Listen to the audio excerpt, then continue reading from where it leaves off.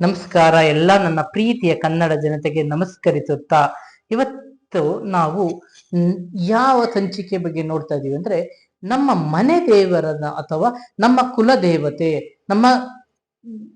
ನನ್ನ ತಂದೆಯ ದೇವತೆ ಬೇರೆ ಇರ್ತಾರೆ, ತಾಯಿಯ ಮನೆ ಕಡೆ ದೇವತೆ ಬೇರೆ ಇರ್ತಾರೆ. ನಿಮ್ಗೆ ಮನೆ ದೇವರು ಯಾವ್ದಾಗುತ್ತೆ ನಿಮ್ಮ ಮನೆಗೆ ಬಂದಾಗ ಅನ್ನೋದ್ರ ಬಗ್ಗೆ ನಾವು ಇವತ್ತು ನೋಡೋಣ.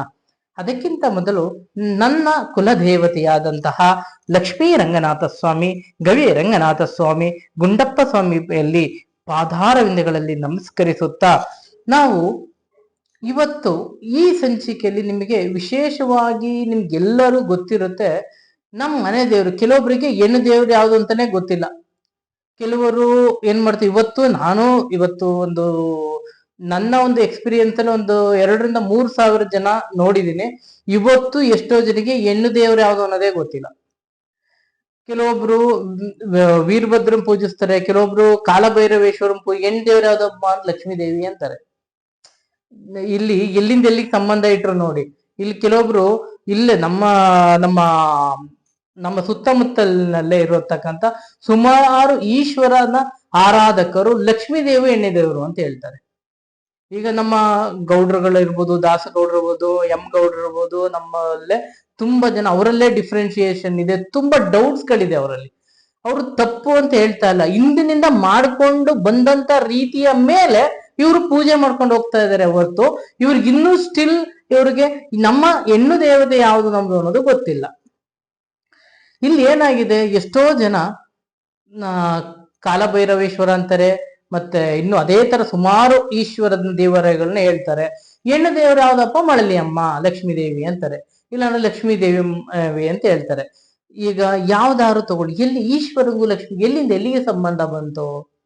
ಈಗ ರಾಮ ಕೃಷ್ಣ ಅಥವಾ ವಿಷ್ಣು, ರಂಗನಾಥ, ಅನಂತ ಪದ್ಮನಾಭ, ನರಸಿಂಹ ಅಂತ ಅಂದಾಗ ಅವರಿಗೆ ಲಕ್ಷ್ಮಿ ಕುಲದೇವತೆ ಆಗ್ತಾಳೆ. ಓಕೆ, ಅವರಿಗೆ ಪತ್ನಿ ಯಾರು? ಲಕ್ಷ್ಮಿ. ಅದೇ ಈಶ್ವರನ ದೇವಾಲಯಗಳಿಗೆ ಬಂದಾಗ ಲಕ್ಷ್ಮಿ ಆಗ್ಬರಲ್ಲ. ಆದರೂ ಕೂಡ ಇವತ್ತಿಗೂ ಕೂಡ ಕೆಲವೊಂದು ಜನಾಂಗದವರು ಲಕ್ಷ್ಮಿಯೇ ನಮ್ಮ ದೇವತೆ ಅಂತ ಪೂಜೆ ಮಾಡೋರು ಇದ್ದಾರೆ. ಹಾಗಾಗಿ ಇವರಿಗೆ ತಿಳುವಳಿಕೆ ಸ್ವಲ್ಪ ಹಿಂದಿನಿಂದ ಇದು ಪದ್ಧತಿ, ಇದು ಎಲ್ಲೂ ಅವರಿಗೆ ಗೊತ್ತಿಲ್ಲ. ಅವರು ಪದ್ಧತಿ ಹಿಂದಿನಿಂದ ಮಾಡ್ಕೊಂಡ್ ಬಂದಿದ್ದಾರೆ, ಇವರು ಮಾಡ್ಕೊಂಡು ಹೋಗ್ತಾ ಇದ್ದಾರೆ. ಹಾಗಾಗಿ ಅದು ತಪ್ಪು.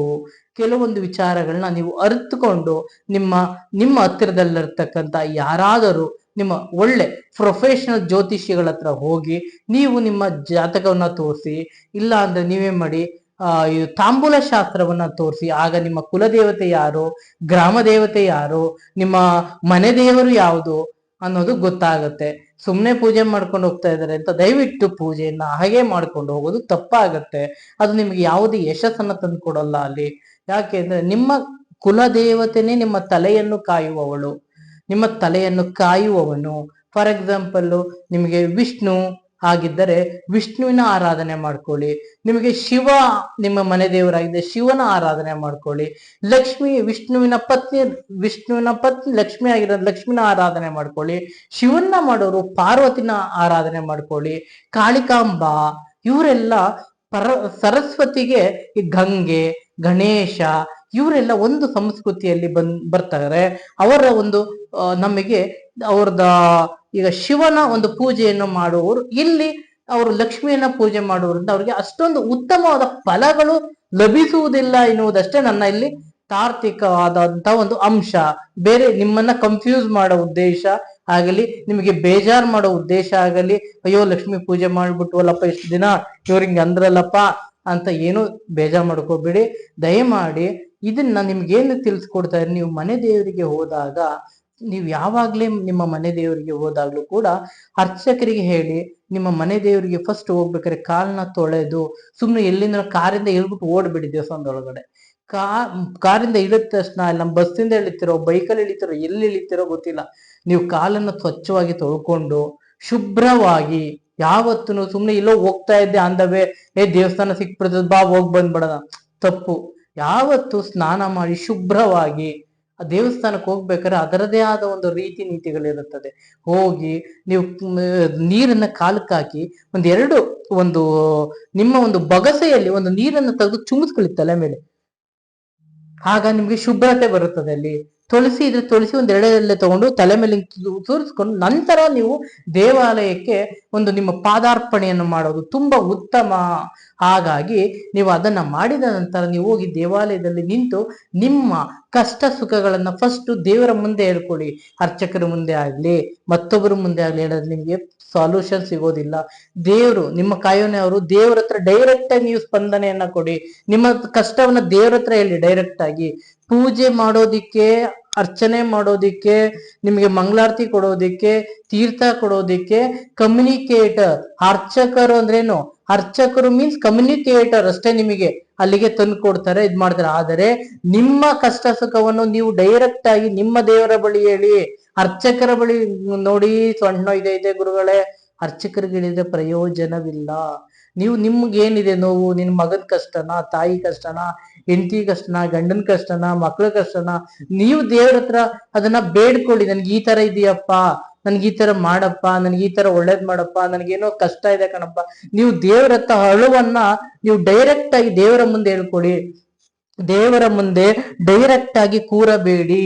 ದೇವರ ಮುಂದೆ ಯಾವಾಗಲೂ ಸೈಡ್ ಅಲ್ಲಿ ಕೂಡಿ, ಓರೆ ಲೆವೆಲ್ ಅಲ್ಲಿ ನಿಂತ್ಕೊಂಡು ನೀವು ದೇವರನ್ನ ನೋಡಿ. ಡೈರೆಕ್ಟ್ ಆಗಿ ದೇವರನ್ನ ನೋಡ್ಬೇಡಿ. ದಯವಿಟ್ಟು ಯಾವುದೇ ದೇವಸ್ಥಾನಕ್ಕೆ ಹೋಗಿ, ನೀವು ನಮ್ಮದೇ ಅಂತಲ್ಲ, ನೀವು ಯಾವುದೇ ಮಂದಿರಕ್ಕೆ ಹೋಗಿ ದೇವರನ್ನ ದೃಷ್ಟಿಸಿ ನೋಡಬೇಡಿ. ದೇವರನ್ನ ಯಾವಾಗಲೂ ನೀವು ಒಂದು ಓರೆ ಅಥವಾ ಸೈಡಿನಿಂದ ನೋಡಿ ಆದಷ್ಟು. ಆವಾಗ ನಿಮಗೆ ಅದರ ಪ್ರತಿಫಲ 100ಕ್ಕೆ 100ರಷ್ಟು ಪ್ರತಿಫಲ ನಿಮಗೆ ಸಿಗುತ್ತೆ. ನೀವು ಡೈರೆಕ್ಟ್ ಆಗಿ ನೋಡಿದಾಗ ಆ ದೃಷ್ಟಿಗೆ ನೀವು ತುಂಬಾ ಪಶ್ಚಾತ್ತಾಪವನ್ನು ಪಡಬೇಕಾಗತ್ತೆ. ನೀವು ದೇವರ ದೃಷ್ಟಿ ಡೈರೆಕ್ಟ್ ಆಗಿ ನಿಮ್ಮ ಮೇಲೆ ಬೀಳುವುದು ಅಷ್ಟೊಂದು ಉತ್ತಮವಲ್ಲ ಅನ್ನುವುದು ಒಂದು ಸಲಹೆ. ಅದರ ಜೊತೆಗೆ ತೀರ್ಥ ಎಲ್ಲ ನೀವು ತೆಗೆದುಕೊಂಡ ಮೇಲೆ ನೀವು ನಿಮ್ಮ ಮನೆಯಲ್ಲಿ ಅಟ್ಲೀಸ್ಟ್ ನೀವು 6 ತಿಂಗಳಿಗೆ ಒಮ್ಮೆಯಾದರೂ ಹೋಗಿ ನಿಮ್ಮ ದೇವರ ದರ್ಶನ ಮಾಡುವುದು ಅತ್ಯಗತ್ಯ. ಮಿನಿಮಮ್ ನಿಮಗೆ 6 ತಿಂಗಳು, ವರ್ಷಕ್ಕೊಂದು ಸಾರಿ ನಾನು ಹೋಗಿ ಅವನ ದರ್ಶನವನ್ನ ಮಾಡಿಕೊಂಡು ಬನ್ನಿ. ಆಗ ನಿಮಗೆ ಎಲ್ಲಾ ಈ ದಾರಿದ್ರ್ಯಗಳು, ನಿಮ್ಮ ಈ ಕಷ್ಟ ಕಾರ್ಪಣ್ಯಗಳು ಪ್ರತಿ ವರ್ಷ ಮಿಸ್ ಮಾಡದೆ ನಿಮ್ಮ ಕುಲದೇವರನ್ನ ನೋಡಿ. ಅವರೇ ನೀವು ವಿಷ್ಣು ಪೂಜೆ ಮಾಡ್ತಾ ಇರ್ತೀರಾ, ರಾಘವೇಂದ್ರ ಅಂತಕ್ಕೆ ಹೋಗ್ತೀರಾ. ವಿಷ್ಣು ಪೂಜೆ ಮಾಡ್ತಾ ಇರ್ತೀರಾ, ತಿರುಪತಿ ಇದು ಮಂಜಾಸ್ವಾಮಿಗೆ ಹೋಗ್ತೀರಾ. ಇದು ಯಾವ್ದು ನಿಮಗೆ ಯಾವ್ದು ಪೂಜೆ ಮಾಡ್ತೀರಾ ಅದನ್ನ ಪ್ರೀತಿಯಿಂದ ಮಾಡಿ. ಕುಲದೇವತೆ ನೀವು 100 ಜನ ದೇವಸ್ಥಾನಕ್ಕೆ ಹೋಗಿ ಬೇಡ ಅಂತ ಹೇಳಲ್ಲ ನಾನು. ಆದರೆ ನೀವು ನೆನೆಯುವಂತಹ ದೇವರು, ನೀವು ಕಲ್ಪಿಸಿಕೊಳ್ಳುವಂತಹ ದೇವರು, ನಿಮ್ಮನ್ನು ತಲೆ ಕಾಯುವ ದೇವರು ನಿಮ್ಮ ಮನೆಯ ದೇವರೇ. ಬೇರೆ ಯಾವ ದೇವರು ಇಲ್ಲಿ ನಿಮಗೆ ಸಹಾಯಕ್ಕೆ ಬರುವುದಿಲ್ಲ. ಹಾಗಾಗಿ ನಿಮ್ಮ ಕುಲದೇವತೆಯನ್ನು ಮರೆಯದೆ ಪೂಜಿಸಿ. ಅದರ ಜೊತೆಗೆ ನೀವು ದೇವಾಲಯಕ್ಕೆ ಹೋದಾಗ ನೀವು ಹಣ್ಣು ಕಾಯಿಯನ್ನು ತೆಗೆದುಕೊಂಡೇ ಹೋಗಬೇಕೆಂಬ ರೂಲ್ಸು ಎಲ್ಲೂ ಇಲ್ಲ. ಅಯ್ಯೋ ಹಣ್ಣು ಕಾಯಿ ಇಲ್ಲ ಏನಂತಾರೋ ಅರ್ಚಕರು, ಏನು ಬೇಡ. ಅರ್ಚಕರು ನಿಮ್ಗೆ ಏನಾಗ್ಬೇಕು, ಜಸ್ಟ್ ನಿಮ್ಮ ಹತ್ರ ಒಂದು ತುಳಸಿ ಇದೆಯಾ, ತುಳಸಿ, ವಿಷ್ಣು ಇದ್ರೆ ತುಳಸಿ ತಗೊಂಡೋಗಿ, ಶಿವ ಇದ್ರೆ ಬಿಲ್ಭದ್ರೆ ತಗೊಂಡೋಗಿ. ಹಣ್ಣು ಕಾಯಿ ತಗೊಳ್ಳೋ ಶಕ್ತಿ ಇಲ್ಲ ಅಂದ್ರೆ ನಾನು ಹೇಳ್ತಾ ಇರೋದು, ಇದ್ರೆ ತಗೊಂಡೋಗಿ ನಿಮ್ಮ ಶಕ್ತಿಯ ಅನುಸಾರ ಏನ್ ಬೇಕಾದ್ರೂ ಕೊಡಿ, ಒಳ್ಳೇದೇ. ಇಲ್ಲ ಅಂದ ನಿಮ್ಮಲ್ಲಿ ಇಲ್ಲ, ನನ್ನ ಹತ್ರ ಏನೂ ಇಲ್ಲ ಅಂದಾಗ ತುಳಸಿನೂ ಬೇಡ, ಬಿಲ್ಪತ್ರಿನೂ ಬೇಡ, ನೀರು ಶುದ್ಧವಾದ ಗಂಗೆನ ತಗೊಂಡೋಗ್ಬಿಟ್ರು ಆಗುತ್ತೆ. ಏನೂ ಇಲ್ವಾ, ಅಟ್ಲೀಸ್ಟ್ ಹೋಗಿ ಕಣ್ತುಂಬ ದೇವರನ್ನ ನೋಡಿ ಕೈ ಮುಗಿದು ನಿಮ್ಮ ಕಷ್ಟವನ್ನ ಹೇಳ್ಕೊಳ್ಳಿ. ಬರುವಾಗ ನೀವು ಹಾಗೆ ಬರಬೇಡಿ. ತೀರ್ಥ, ದೇವರನ್ನು ತೊಳೆದಂತಹ ತೀರ್ಥವನ್ನ ಅರ್ಚಕರಿಗೆ ಹೇಳಿ ನಮಗೆ ತೀರ್ಥ ಅಥವಾ ಅಕ್ಷತೆಯನ್ನು ಗರ್ಭಗುಡಿಯಿಂದ ತಂದು ಕೊಡಿ ಅಂತ ಕೇಳಿ. ಬೆಳಿಗ್ಗೆ ದೇವರನ್ನ ತೊಳೆಯುತ್ತೀವಲ್ಲ, ಅದಕ್ಕೆ ತೀರ್ಥ ಅಂತ ಕರಿತೀವಿ ನಾವು. ಅದಕ್ಕೆ ಕೋಟಿ ಪುಣ್ಯ ಇರುತ್ತೆ ಅದರಲ್ಲಿ, ಗುರುವಿನ ಒಂದು ಶಕ್ತಿ ಇರುತ್ತೆ ಅದರಲ್ಲಿ. ಆ ದೇವರು ಮುಕ್ಕಣ್ಣೇಶ್ವರ ಇರಬಹುದು, ನಮ್ಮ ವಿಷ್ಣುವನೇ ಇರಬಹುದು, ಅವರ ಸಾಕ್ಷಾತ್ ಕೋಟಿ ಕೋಟಿ ಪುಣ್ಯದ ಫಲ ನಿಮ್ಗೆ ಆ ತೀರ್ಥ ಸಿಗ್ತಾ ಇರುತ್ತೆ.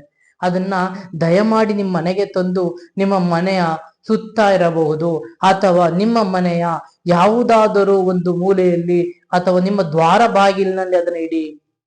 ಪ್ರತಿ ವಾರ ನೀವು ಸ್ನಾನ ಮಾಡುವಾಗ, ಸ್ನಾನ ಮಾಡಿದ ಮೇಲೆ ಆ ತೀರ್ಥವನ್ನು ನಿಮ್ಮ ತಲೆಯ ಮೇಲೆ ಪ್ರೋಕ್ಷಣೆ ಮಾಡಿಕೊಳ್ಳಿ. ಇದು ನಿಮಗೆ ಐಶ್ವರ್ಯ, ದಾರಿದ್ರ್ಯತೆ ಎಲ್ಲವನ್ನೂ ತೆಗೆದು ಐಶ್ವರ್ಯವನ್ನು ಕೊಡುತ್ತದೆ, ದಾರಿದ್ರ್ಯವನ್ನು ತೆಗೆದು ಹಾಕುತ್ತದೆ. ನಿಮಗೆ ಧೈರ್ಯ, ಸ್ಥೈರ್ಯ, ಮತ್ತೆ ಧನ, ಕನಕ, ವಸ್ತುವಾಹನ, ಶಾಂತಿ, ನೆಮ್ಮದಿ, ಸಮೃದ್ಧಿ, ಶತ್ರುನಾಶ, ವಿದ್ಯೆ, ಬುದ್ಧಿ, ಶ್ರದ್ಧೆ, ಧೈರ್ಯ, ಸ್ಥೈರ್ಯ, ವೀರ್ಯ, ಶೂರ್ಯ ಎಲ್ಲವನ್ನು ತಂದು ಕೊಡುತ್ತದೆ. ನೀವು ತಂದು ಮನೆಯಲ್ಲಿ ಇಟ್ಟು ನೀವು ಸ್ನಾನ ಮಾಡಿದಾಗ ಒಂದು ಹನಿ ತಲೆಯ ಮೇಲೆ ಹಾಕಿದ್ದರೂ ನಿಮ್ಮ ಜೀವನವೇ ಪಾವಿತ್ರತೆಯನ್ನು ತಂದು ಕೊಡುತ್ತದೆ. ಹಾಗಾಗಿ ಯಾವತ್ತು ಮರೆಯದೆ ಈ ಕೆಲಸವನ್ನು ಮಾಡಿ. ಆ ನಂತರ ಹೆಣ್ಣು ಮಕ್ಕಳು ಅರಿಶಿನ ಕುಂಕುಮವನ್ನ, ದೇವಾಲಯದಿಂದ ತಂದಂತ ಅರಿಶಿನ ಕುಂಕುಮವನ್ನ ಬೇರೆಯವರಿಗೆ ನೀಡಬೇಡಿ. ನಿಮ್ಮ ಮನೆ ದೇವರ ಹತ್ರ ಹೋಗಿ ಅರಿಶಿನ ಕುಂಕುಮ ಕೊಟ್ಟಿರ್ತಾರೆ, ಅದನ್ನ ತಗೊಂಡು ಬೇರೆಯವರಿಗೆ ಕೊಡೋದು, ಅದು ಮಾಡಬೇಡಿ ದಯವಿಟ್ಟು. ಅದು ಮಾಡಬಾರದು ಕೂಡ. ಅದು ನಿಮಗೆ ಕೊಟ್ಟಿರೋದು ನಿಮ್ಮ ಮನೆ ದೇವರು, ಅದು ನೀವು ಮಾತ್ರ ಉಪಯೋಗಿಸಿ. ಹಾಗಾಗಿ ಬೇರೆಯವರಿಗೆ ಕೊಡುವುದು ತಪ್ಪು ಅಂತ ಹೇಳ್ತಾ ಇವತ್ತಿನ ಈ ಸಂಚಿಕೆಯನ್ನ ಮುಗಿಸ್ತಾ ಇದ್ದೀನಿ. ದಯಮಾಡಿ ಎಲ್ಲರೂ ಸಬ್ಸ್ಕ್ರೈಬ್ ಮಾಡಿ, ಶೇರ್ ಮಾಡಿ, ಲೈಕ್ ಮಾಡಿ, ನನ್ನನ್ನು ಪ್ರೀತಿಸಿ. ನನ್ನ ಕನ್ನಡ ಎಲ್ಲಾ ಜನರು ನನ್ನನ್ನು ಆಶೀರ್ವದಿಸ್ತಾ ಇದ್ದೀರಾ. ನಿಮ್ಗೆಲ್ಲ ವಂದಿಸುತ್ತಾ ಇವತ್ತಿನ ಸಂಜೆ ಮುಗಿಸ್ತಾ ಇದ್ದೀನಿ.